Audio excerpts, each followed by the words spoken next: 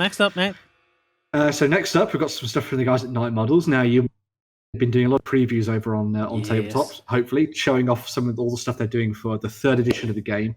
And one of the big things I want to talk about first, because there's two little sort of links I want to check out here. The first of these is about their massive models. Now, we've had a look at some of them before, and obviously we've seen like Batman and stuff on like the huge scenic base and that kind of thing. But one of the things I wanted to make sure that everyone knew is that in the instructions, there are rules for building them as part of those scenic spaces, but also on gaming bases as well. So these 35mm models will go on to some of the smaller bases that you can use them in your actual games. So you're not carting around, for example, the bat signal, or running around in sort of Joker's theatre just with the entire thing behind you. So they've tried to sort of cater the range to both collectors and those that want to use them for gaming purposes.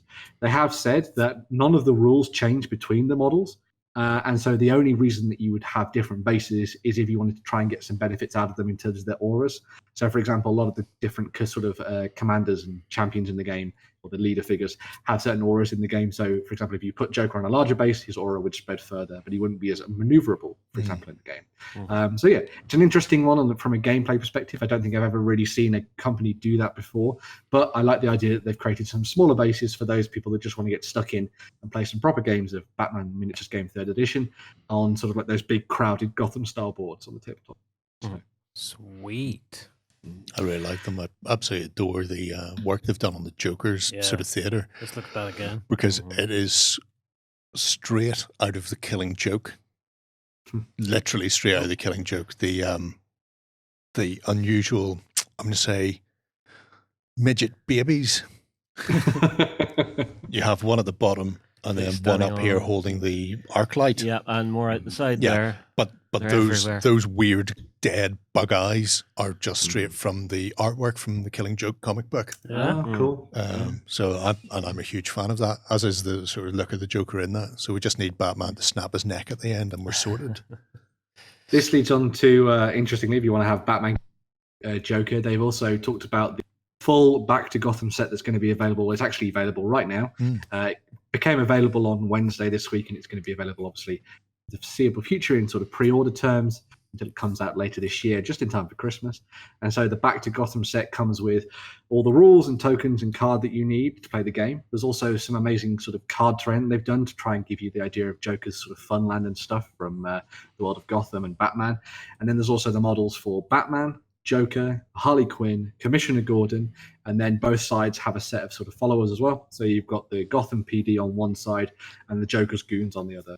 And all of the models are made out of their slightly sort of refined material they've been using, stepping away from the kind of more brittle stuff that they had in the past. And so now it's a little bit more flexible, holds a little bit more detail. And they've actually got loads of sort of alternate bits in the kits as well. So you can actually make things like the goons either up as full-on Joker goons or do them just as street thugs and stuff as well if you want to try and do something different. It's kind of cool. And once again, that Joker fairground is from the Killing Joke. Yeah. The only problem is Commissioner Gordon is in that fairground in the Killing Joke, but he's naked in a cage because the Joker kidnaps him early on. Get sculpting.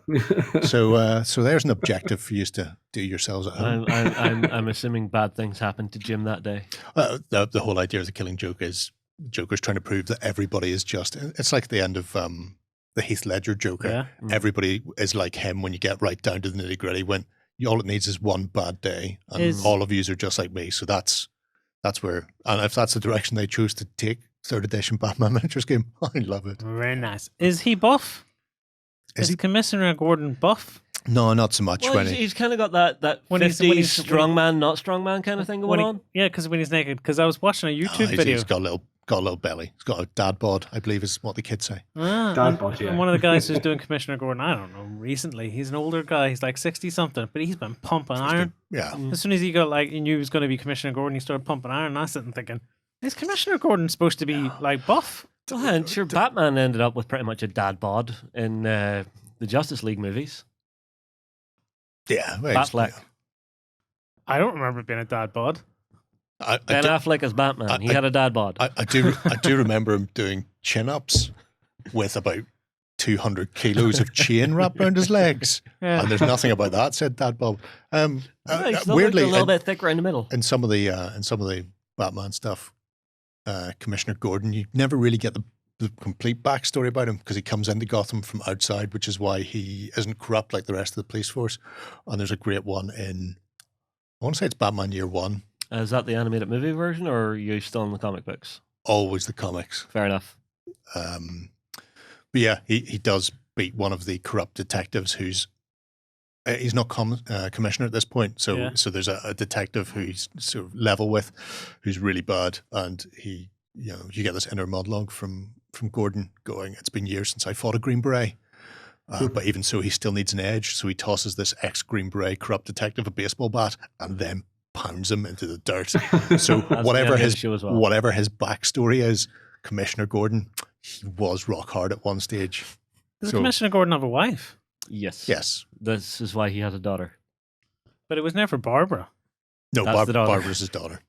Oh, Barbara. What?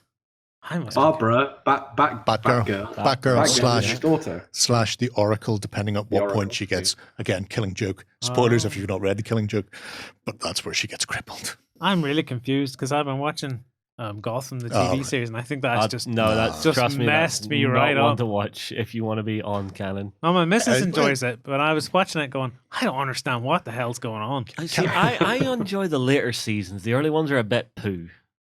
Canon is what canon does. I mean, the Killing Joke isn't canon because Batman kills the Joker at the end of it. Well, fair so enough. It all depends what comic you read. You can jump around as much as you want, but trust me, the comic book multiverses could just blow your mind up. I love what they've done with both the look for the starter set, where they're really leaning into the comic side, and they've taken the inspiration from the Killing Joke and from McFarlane's front covers for Batman, where they've gone for the really Spawn-esque sort of style that McFarlane had whenever he was drawing.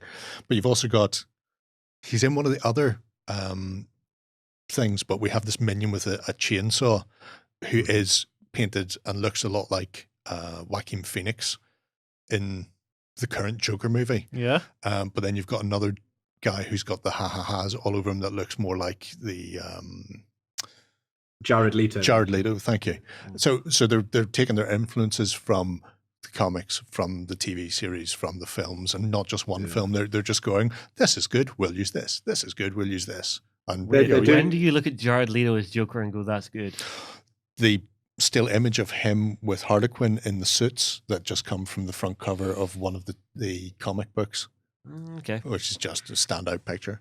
There's another thing they're doing with a couple of their releases over this weekend, where they're actually looking at some of the stuff from, as Jerry was saying, comic books, the movies. They're doing like a Gaslight version of Batman, which is a bit more of a steampunky Victorian-esque style version of him.